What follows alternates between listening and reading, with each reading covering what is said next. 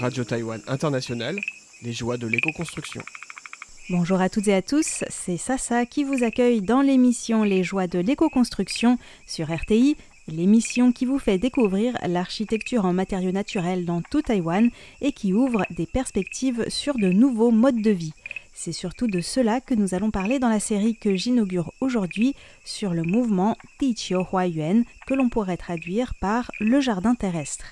Les membres les plus actifs de ce mouvement ont posé les premiers jalons d'un éco-village à Xingang dans le comté de Jiayi, mais Diqiu Huayuan, c'est bien plus qu'un éco-village. Le monde d'après, cela vous dit quelque chose ? Est-ce que vous vous souvenez des conférences, souvent en ligne, sur ce nouveau monde que nous souhaitions voir advenir, des conférences qui ont fleuri pendant les confinements ?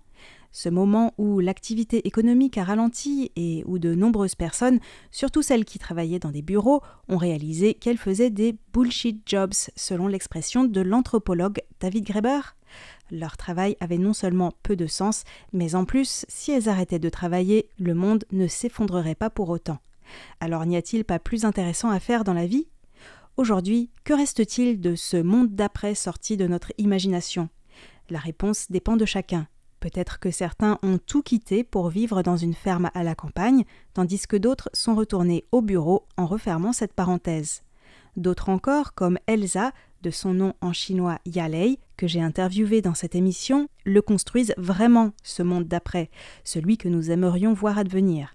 Pour elle, le Covid n'a pas été le déclic, comme il a pu l'être pour d'autres personnes, car cela fait déjà plus de 10 ans qu'Elsa œuvre pour créer un système alternatif basé sur le sens, le partage, les relations humaines et le respect de la nature. Aujourd'hui, elle nous raconte pourquoi elle a fondé ce mouvement. 11年前2014年的时候，我对这个世界是悲观的。 En 2014, j'avais un regard très pessimiste sur ce monde et le ciel m'a donné la chance d'entendre parler des éco-villages et du design en permaculture. Après avoir suivi un cours avec le permaculteur Steve Crane, je n'étais plus du tout pessimiste, j'étais remplie d'une énergie nouvelle. J'ai réalisé que beaucoup de monde est pessimiste car on a l'impression d'être simplement un rouage d'un système que l'on ne peut pas changer et nous avons peur de l'avenir. Or, si tu sais ce que tu peux faire pour changer les choses, cela te donne de l'énergie pour commencer. Je me souviens que Steve Crane nous a demandé « Vous êtes les premiers guerrières verts formés avec moi, que comptez-vous faire maintenant ?» J'ai répondu « Je vais retourner chercher des terrains et sensibiliser les gens. » Je suis convaincue que si les gens savaient comment on peut régénérer la nature et comment vivre en harmonie avec elle, ce monde prendrait la bonne direction. C'est la raison pour laquelle j'ai fondé Diqiu Huayuan, le jardin terrestre, pour retourner à la terre et vivre avec d'autres personnes plus près de la nature. L'essentiel est de mettre en place un système alternatif qui permet de donner aux gens le choix d'une vie différente, un autre mode de vie. Elsa a grandi à la campagne, mais ses parents n'étaient pas agriculteurs. Elle garde toutefois de très bons souvenirs de la vie campagnarde. En 2014, lorsqu'elle a eu ce déclic, elle vivait en ville à Taichung et elle avait l'impression que l'environnement urbain n'était pas vraiment le meilleur endroit où élever ses enfants. Aujourd'hui, en 10 ans, que de chemin parcouru. Lorsque je l'ai interviewée, elle était à Xingang, où elle développe, avec d'autres membres du mouvement, un projet assez ambitieux que je qualifierais d'éco-village, puisque ce sont des personnes partageant les mêmes idéaux de vie en collectivité et proches de la nature qui se sont installées ensemble sur un terrain qu'elles mettent en valeur. Mais Elsa ne met pas l'accent sur le fait que ce soit un éco-village, elle met plutôt l'accent sur la coexistence. Coexistence avec les autres et avec la nature, c'est-à-dire avec les vivants, humains ou pas. Le mouvement Diqiu Huayuan se décline en plusieurs modes de coexistence. Bien sûr, le plus accompli, c'est un éco-village. Mais Elsa précise que l'on peut aussi développer des modes de coexistence en ville ou alors à la campagne sans forcément former un éco-village en créant un réseau d'entraide et de partage des connaissances et des ressources. La coexistence n'est pas forcément un éco-village. Ce que je veux construire, c'est un nouveau système dont les éléments principaux sont un réseau d'entraide, le partage de connaissances sur la nature et comment cultiver la terre, et un aspect coopératif au niveau local pour satisfaire nos besoins de base. Cela peut se faire avec ou sans argent. On peut aussi payer en nature ou en se rendant des services mutuellement. J'ai passé beaucoup de temps à sensibiliser à un tel système alternatif. Puis en 2021, pendant le Covid, je me suis donné un nouvel objectif sur 10 ans. Essayer de mettre en place un modèle, un lieu de vie collectif qui met en œuvre ces principes. C'est vrai qu'un éco-village, c'est un énorme défi, pas juste trouver un terrain. C'est surtout comment on va s'entendre entre nous et quelles relations aurons-nous avec la nature et avec l'extérieur. Aller vers plus d'autonomie, c'est complexe. Mais j'ai réalisé qu'il y a plein de personnes qui étaient enthousiasmées et m'ont proposé d'utiliser leurs terrains.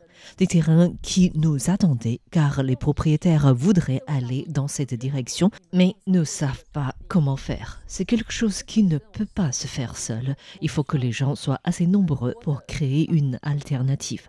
À terme, nous aurions besoin de plusieurs lieux comme celui-ci et des endroits dans les villes aussi pour mettre en place un réseau. Je ne vais pas vous mentir et vous dire que le lieu que le mouvement Diqiuhuayuan est en train de mettre en valeur à Xingang est impressionnant. En fait, le projet n'en est qu'à ses débuts et il n'y a que 6 personnes qui vivent sur place pour prendre soin d'un terrain de 3300 mètres carrés. Bien que 800 personnes s'intéressent de près ou de loin au projet et que des gens viennent donner un coup de main pendant leurs vacances ou le week-end et que d'autres participent à des activités comme la construction d'une cabane, il y a encore relativement peu de personnes qui ont osé sauter le pas et quitter leur emploi pour s'installer à Xingang. Donc les choses n'avancent pas forcément très vite, mais le plus important, c'est le processus. Et puis, il y a tout ce que l'on ne voit pas, comme le fait qu'il a d'abord fallu enlever tout un tas de déchets qui se trouvaient sur le terrain. En 2022, Elsa avait d'abord trouvé un terrain pour ce projet dans la campagne de Taoyuan et comme elle le raconte, elle avait été confrontée au même problème car à Taïwan, il est assez fréquent que des terrains inutilisés finissent par devenir des dépotoirs. On a passé 2 mois à enlever les déchets, y compris du verre. Nous avons presque pleuré de voir à quel point les humains pouvaient mal utiliser la terre. Mais à ce moment-là, plusieurs facteurs nous ont empêchés d'aller jusqu'au bout. Je ne regrette rien et je ne pense pas avoir perdu mon temps car nous avons nettoyé cet endroit tout en sensibilisant beaucoup de monde à être plus responsable vis-à-vis de l'environnement. Nous avons beaucoup appris grâce à cette expérience. Ce n'était peut-être pas le bon lieu ni le bon moment. Je me suis un peu retirée pour digérer tout cela en allant en Chine en 2023. Je voulais voir comment ça se passait là-bas. Les gens voulaient que j'y reste, mais j'ai décidé de revenir à Taïwan car je voulais commencer petit. Après tout, quand on fait un feu, cela part de petites étincelles et j'ai réalisé que cet endroit à Xingang avait un réel potentiel pour faire une transition vers un éco-village. Cet endroit à Xingang se situe à côté du musée de la campagne de Dingcaiyuan, un magnifique musée auquel je consacrerai un prochain épisode. En plus de recréer l'ambiance d'un village des années 50 grâce à des objets, il y a aussi une vache et même un buffle. Elsa et ses amis sont quant à eux venus avec une chèvre et des poules. C'est Monsieur Chen qui a fondé ce musée et qui loue le lopin de terre adjacent entre les rizières à Diqiuhuayuan. J'ai demandé à Elsa comment ce terrain allait être aménagé. Le design est parti de ce dont nous avions besoin pour vivre, cultiver la nourriture et habiter. Il fallait donc un potager et une forêt comestible, ce que nous avons commencé à faire. Il faut aussi récolter de l'eau de pluie, le stocker et gérer les eaux grises. Ça, nous ne l'avons pas encore fait car ça demande un investissement. Pour l'instant, comme nous nous appuyons sur nos économies, on commence par ce qui ne coûte pas grand-chose. L'habitat demande aussi des financements pour les matériaux et les outils. Mais ici, on a la chance d'avoir cette maison en briques rouges, alors nous nous y sommes installés pour le moment. Tout le monde n'est pas capable de vivre en collectivité. Ça demande un travail sur soi et c'est un bon entraînement. Dans le futur, on va transformer ce bâtiment en cuisine, salle de classe, de réunion et de conférences, ainsi qu'un lieu où se reposer, ou encore pour loger des jeunes qui ont envie de changer de vie et qui viennent voir comment ça se passe ici. Dans quelques mois, on envisage de construire des tiny houses. On a la chance d'avoir des gens comme M. Hong qui sont d'ici et savent construire en matériaux naturels. Il y a aussi tout un modèle économique à construire et cela se fera par étapes. Ce qu'Elsa veut montrer, c'est que détruire la nature n'est pas une fatalité. Les êtres humains peuvent vivre en régénérant la nature pour peu qu'ils s'insèrent dans son cycle. En voyant ce projet se développer, on ne peut qu'espérer qu'Elsa aura plus de chance qu'à Taoyuan et que les membres de Diqiuhuayuan pourront rester sur place dans la durée. Mais ce n'est pas quelque chose qui préoccupe outre mesure Elsa. Nous n'avons pas de droit de propriété sur cette terre. Même notre corps, on ne l'emportera pas quand nous allons mourir. Prendre bien soin de la terre et partager avec les autres, c'est là qu'est la vraie valeur.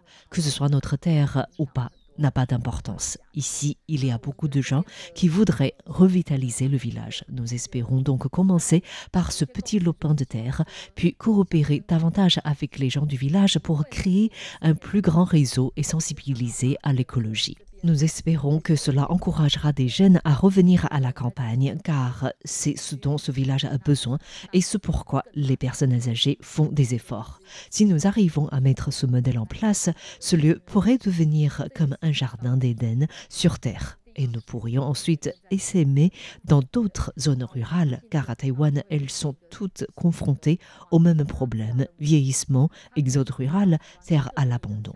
Nous pourrions ainsi aider les jeunes qui ne trouvent pas de terre à un prix abordable à s'installer à la campagne. Si le gouvernement réalise que ce modèle est viable pour revitaliser les campagnes, cela pourrait redonner de l'espoir aux personnes âgées qui y vivent. Le mouvement Diqiuhuayuan pourrait donc devenir un modèle pour la revitalisation des campagnes. Et pour clore cet épisode, Elsa souligne aussi ce que cela peut apporter de manière plus générale. Nous faisons face aujourd'hui à un futur incertain. Nous ne savons pas de quoi sera fait l'avenir. Un événement politique ou économique à l'autre bout du monde peut nous impacter.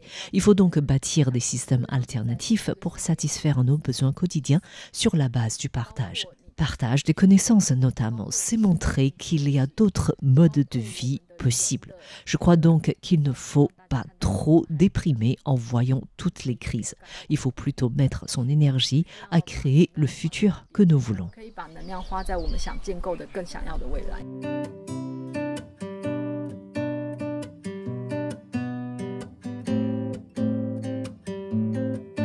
C'est donc un pont vers une vie plus durable, résiliente et désirable qu'Elsa et ses amis sont en train de bâtir. Un pont comme une métaphore, mais aussi au sens premier.